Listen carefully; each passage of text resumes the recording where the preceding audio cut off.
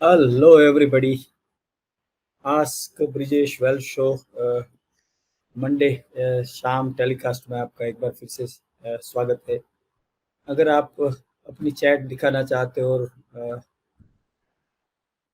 Screen पे, तो मैंने जो लिंक आपसे शेयर की है उस लिंक को क्लिक करके आप अपनी जो ब्राउज़र है उसको परमिशन दे दीजिए कि आपकी जो चैट है वो यहाँ पे स्क्रीन पे मैं शेयर कर पाऊँ। सो बेसिक ऑब्जेक्टिव ये जो आज बिजनेस वेल शो की है वो ये है कि मैं इस शो के थ्रू जो भी ऑडियंस है फेसबुक, लिंक्डइन और यूट्यूब पे, उस ऑडियंस को मैं ऐसी एक्शनेबल आइटम हर मंडे के आज बिजनेस वेल शो में शेयर करता हूँ जिसको अगर आप एक्शन में रखोगे तो you will be able to achieve your financial well being, you will be able to create wealth और आप फाइनेंशियल फ्रीडम अचीव कर पाओगे। उसी ऑब्जेक्टिव से ये लाइव शो में हर मंडे कंडक्ट करता हूँ। My normal timing is around 8:30, but थोड़ा सा एक्सपेरिमेंट कर रहा हूँ। मैंने आज 7:30 बजे उसको किया हुआ है। तो आज की जो टॉपिक है, आज आज बिजनेस वेल शो की ये टॉपिक ये है कि आप अपनी आपको क्यों क्रिटिकल इलनेस पॉलिसी क्या है और आपको वो क्यों लेनी चाहिए और कैसे लेनी चाहिए, उसके बारे में हम बात करेंगे।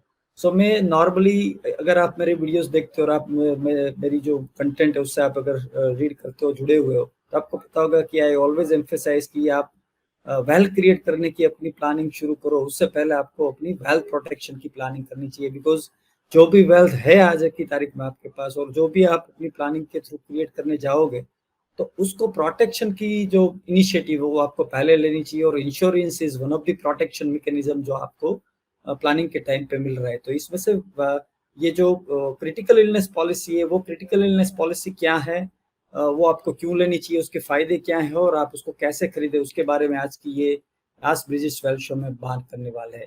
सो कई बार मैं ये देखता हूँ कि क्रिटिकल इलनेस पॉलिसी और हेल्थ इंश्योरेंस यानी कि मेडिकल इंश्योरेंस को लोग कंफ्यूज होते हैं। दोनों में लोग ये समझते हैं कि क्रिटिकल इलनेस पॉलिसी और मेडिकल इंश्योरेंस आर मोर और लेस सेम थिंग, तो दोनों सेम नहीं है। मैं दोनों का पहले अंतर समझा दूं और साथ उसके बाद में क्रिटिकल इलनेस की डिटेल में जाऊंगा। सो हेल्थ इंश्योरेंस इज बेसिकली, और मेडिकल इंश्योरेंस जो यहाँ पे बोला जाता है, तो वो टिपिकली उसके ऑब्जेक्टिव ये है कि इफ यू फॉल सिक और आपको जो हॉस्पिटलाइजेशन होना पड़ रहा है और सर्जरी वगैरह ऑपरेटिव्स आते हैं आपके ऊपर, तो उस टाइम की जो आपकी एक्सपेंसेस है उस एक्सपेंसेस को आप मेडिकल इंश्योरेंस के थ्रू प्रोटेक्ट कर सकते हो, ताकि आप आपकी जो वेल्थ क्रिएट की है वो आपकी ट्रीटमेंट के पीछे आप उसको कंज्यूम ना कर लो। और ये सिचुएशन ना है कि आप अपने बच्चे की शादी या अपने की बच्चे की पढ़ाई के लिए आप पैसे इन्वेस्ट कर रहे हो और आपके पास मेडिकल इंश्योरेंस नहीं है और आप बीमार हो गए और आपको हॉस्पिटलाइजेशन की सिचुएशन आई, तो आप उस पैसे को स्पेंड करने की नौबत ना आए। उसकी वजह से मेडिकल इंश्योरेंस इज दैट।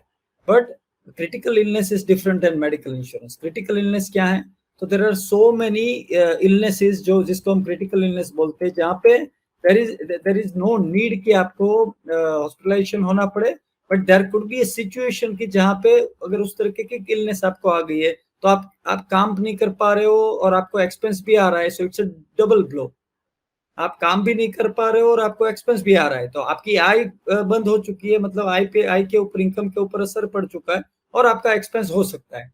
तो उस तरीके की जो सिचुएशन होती है, उस सिचुएशन के केस में, और बहुत सारी क्रिटिकल इलनेस ऐसी है कि जहाँ पे आपको हॉस्पिटलाइजेशन नहीं आता है, आपको घर पे ही ट्रीटमेंट दी जा सकती है या तो आप ओपीडी में ट्रीटमेंट ले सकते हो, और वहां पे उसकी एक्सपेंसेस बहुत ज्यादा है। जैसे कि कैंसर है, तो इट्स नॉट दैट कि आपकी कैंसर की सारी बीमारी में आपको हॉस्पिटलाइजेशन होना पड़ेगा।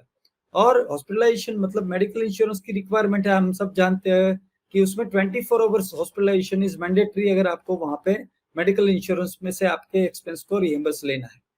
तो अगर हॉस्पिटलाइजेशन नहीं है और उस तरीके की कोई क्रिटिकल इलनेस आ रही है जिसमें आपको बीमारी की वजह से आपको एक्सपेंस भी आ रहे हैं, आपकी इनकम पे ऊपर भी उसका नेगेटिव इम्पैक्ट पड़ रहा है, और साथ ही साथ में आपको ट्रीटमेंट के लिए पैसे भी चाहिए, तो उस सिचुएशन के अपने आप को अगर आप बचाना चाहते हो तो वो ऑप्शन है आपका क्रिटिकल इलनेस इंश्योरेंस। तो ये क्रिटिकल इलनेस इंश्योरेंस आपको इसलिए लेना चाहिए कि अभी आपकी इस तरह की कोई भी बीमारी हो, तो उस बीमारी से आप जो फाइनेंशियल ब्लो आता है उसके आप अपने आप को बचाना चाहते हो। So this type of insurance can offer financial stability as it helps to recover from costs associated with serious illness. With the help of critical illness insurance, one may pay off the bills, जो भी bills आ रहे हैं, hospitalisation नहीं हुआ है but जो भी bills आ रहे हैं ट्रीटमेंट के लिए, वो सारे बिल्स आप पे कर पाओगे। That is the precise objective of critical illness policy, right. कौन सी बीमारी क्रिटिकल इलनेस में कवर है? So there are around 36 critical illnesses जो majority of the critical illness policies आपको दे रही है। हार्ट अटैक है, हार्ट अटैक रिलेटेड बीमारीज है, कोरोनरी आर्टरी डिजीज की बीमारी है, स्ट्रोक है, कैंसर है, किडनी फेलियर है, मेजर ऑर्गन ट्रांसप्लांट है, पैरालिसिस है, प्राइमरी पल्मोनरी आर्टीरियल हाइपरटेंशन है, डिसेबिलिटीज, ब्लाइंडनेस, डेफनेस है, पार्किंसन डिजीज है, कोमा है। तो इस तरह की there are around 36 critical illness कि अगर ये इलनेस आती है तो ये पॉलिसी आपको एक लमसम अमाउंट, ये जो पॉलिसी आपने ले रखी है उसके हिसाब से आपको एक लमसम अमाउंट देने वाली है। सो ये बेनिफिट क्या देती है क्रिटिकल इलनेस पॉलिसी आपको? क्रिटिकल इलनेस पॉलिसी ये बेनिफिट देती है कि ये आपको लमसम पे करेगी, right. So typically after you have been diagnosis with the one of the specified condition, मतलब जो मेडिकल कंडीशन के उस पॉलिसी आपको प्रोटेक्शन प्रोवाइड कर रही है उसमें से किसी भी मेडिकल कंडीशन में आपको डायग्नोसिस हो चुका है, तो ये पॉलिसीज आपको एक लमसम अमाउंट देने वाली है। और ये अमाउंट आपको अगर इनकम पे ऊपर असर आ रहा है या तो आपकी हॉस्पिटलाइजेशन के अलावा की जो एक्सपेंसेस है उसको कवर करने में ये आपको हेल्प करेगी, right. So it will give you a financial security in case of sudden illness or accidents. It will provide you financial stability for your loved ones, and it provides you cash flow until you are able to work again. मतलब आप जब fit हो जाओगे और आप काम पे वापस चले जाओगे, कहाँ तक कि वो आपको कैश फ्लो भी प्रोवाइड करती है, राइट। तो क्वेश्चन ये आता है कि कितना आपको क्रिटिकल इलनेस कवर लेना चाहिए। सो जनरल रूल ऑफ थंब ये होता है कि आपको अपनी जो एनुअल इनकम होती है उससे 5 से 7 गुना क्रिटिकल इलनेस पॉलिसी आपको लेनी चाहिए। बट क्रिटिकल इलनेस ये मेडिकल इंश्योरेंस नहीं है, वो बात हमने ऑलरेडी डिस्कस कर दी है, राइट। तो आप अपनी 5 से 7 गुना, अपनी इनकम के 5 से 7 गुना क्रिटिकल इलनेस पॉलिसी आपको अपनी क्रिटिकल इलनेस की सिचुएशन में आप अपने फैमिली को और आपकी खुद की फाइनेंशियल प्रोटेक्शन ले सकते हो। अभी इसको कैसे खरीदे? So there are two options. एक ऑप्शन ये होता है कि आपकी जो लाइफ इंश्योरेंस होती है उसके साथ में आप क्रिटिकल इलनेस को राइडर के तौर पे भी ले सकते हो, और there are standalone critical illness cover. तो ये दोनों में से एक आप चूज कर सकते हो कि आपके लिए कौन सी सुटेबल है, और दोनों में से कोई भी एक आपको सिलेक्ट करनी चाहिए।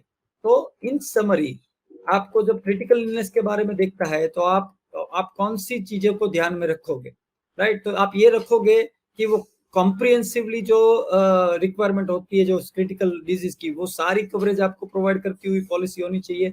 और क्रिटिकल इलनेस की एक रिक्वायरमेंट है कि आपको क्रिटिकल इलनेस डायग्नोसिस होने के बाद you should be able to survive 30 successive days.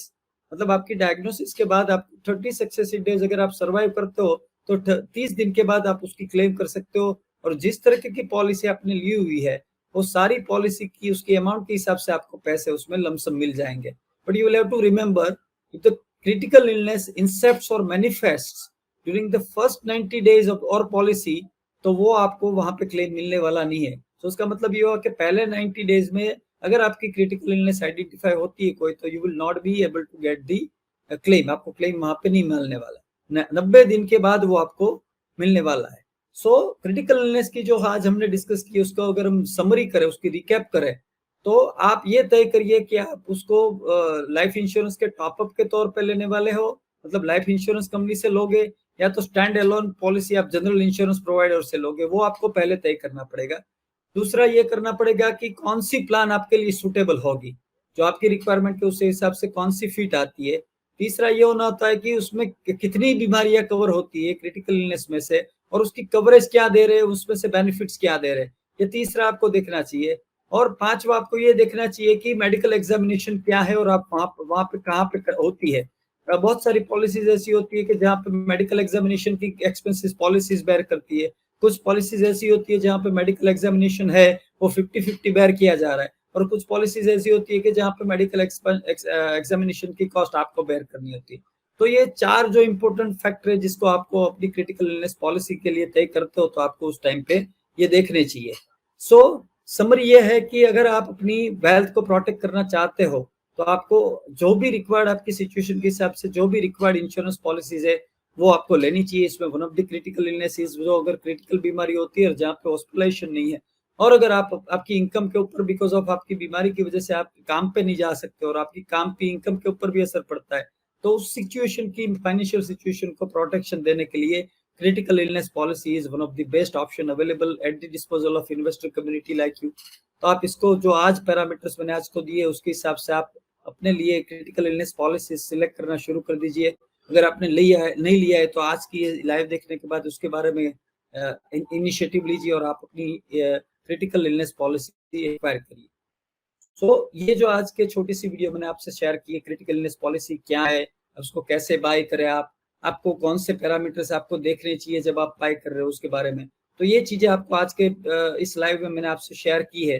तो इसके बारे में अगर आपको कुछ भी क्वेश्चन है तो आप नीचे मुझे कमेंट में लिख के भेज सकते हैं। अगर आप लाइव पे देख रहे हैं तो मैं आपको लाइव पे आंसर दूंगा। अगर आप इसको रिकॉर्ड देख रहे हैं तो आप वहाँ पे अपनी क्वेश्चन पूछ सकते हैं। I will be more than happy to answer your question.